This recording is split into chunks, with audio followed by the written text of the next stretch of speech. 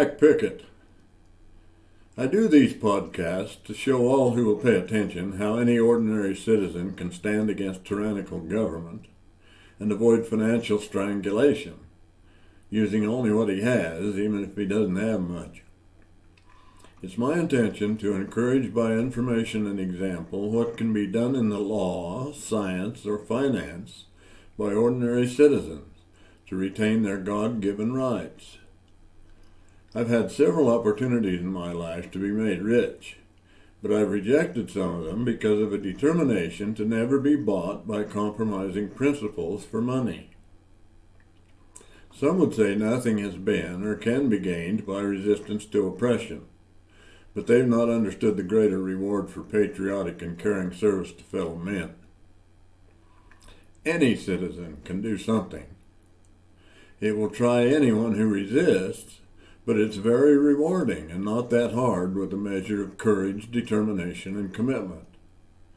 Every citizen of the United States can use its constitutional power and protection to stand up against strangulation by the fascist, oligarchical attempted takeover of the United States and the entire world. It is an emergency, but not one to be fixed by a tyrannical executive branch of the United States government or by a president who ignores the law and the Constitution. Knowledge dispels fear. Become aware of the enemy and grow bold and fearless in defense of freedom. In the New Testament it says, quote, "God hath not given us the spirit of fear, but of power and of love and of a sound mind." That's in 2 Timothy chapter 1, verse 7. In the pandemic crisis of 2020 and beyond, the frustrations of the American people are magnified by deep feelings of helplessness. Such helplessness stems from the lack of knowledge, understanding, and the ability to freely exercise citizens' rights and responsibility. The United States Constitution was written to protect citizens from tyrannical government and the oligarchs that use their wealth and power to control and dictate the behavior of all of the citizens of the world. Their sinister designs are supported by lies and deception, using power and control of the mainstream media to adjust the thinking of ordinary citizens. Ordinary people must fear the wizard, or control cannot be accomplished. When the United States was first formed, a free system of government was established by inspired forefathers who foresaw the inevitable evil intentions of kings and greedy, power-hungry men. Governments, by their nature, have historically become tyrannical, and they still do. The natural man is the enemy of God. When men or women are given even a small amount of authority, they will, by their nature, begin in small steps to exercise unrighteous dominion over the lives of the ones they perceive themselves as having authority over. Let me show you this video of how financial control was established in the United States beginning in 1913. In 1913, the richest people in the United States, and probably the world, secretly met at Jekyll Island, Georgia, and devised the Federal Reserve Act. The U.S. presidential election was manipulated by diluting votes to a third party, and Woodrow Wilson was elected. He signed the act into law, and then declared that control of the nation was in the hands of a few rich oligarchs, and there was nothing Americans could do about it. Suffering from the Depression of 1929 to 1935, President Franklin D. Roosevelt made a new deal to borrow from the oligarchs to save the nation's economy in exchange for an income tax on the citizens to pay the debt.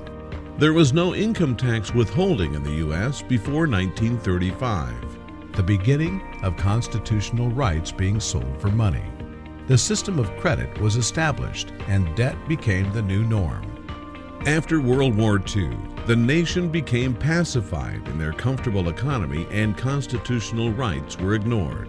In 1971, Nixon removed gold as the backing for the U.S. dollar, making U.S. money backed only by a printing press that was controlled by the oligarchs. The people were becoming oppressed by IRS collection practices. The Constitution was pulled back to the front by bold and free-thinking citizens.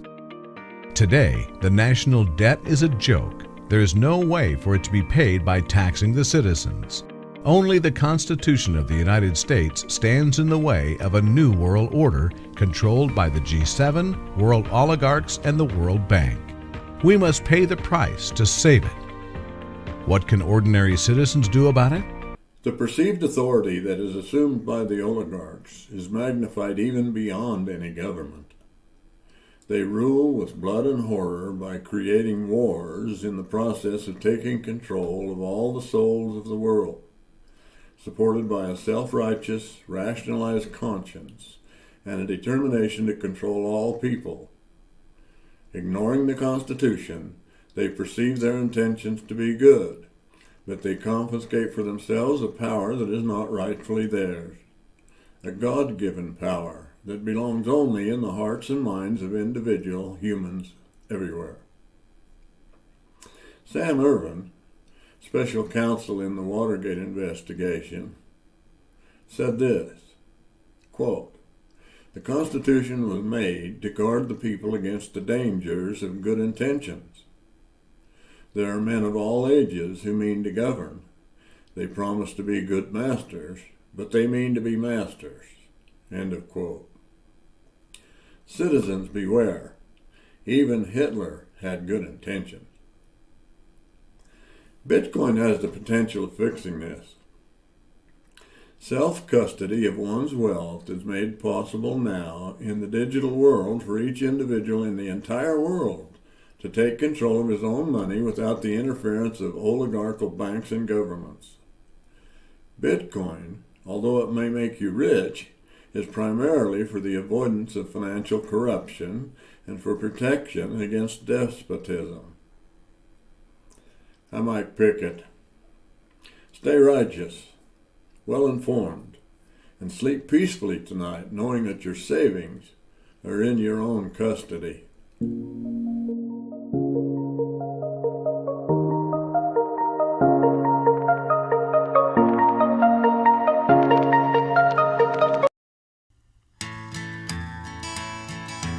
Listen to the wind in the junipers and the tales of the shifting, whispering sand.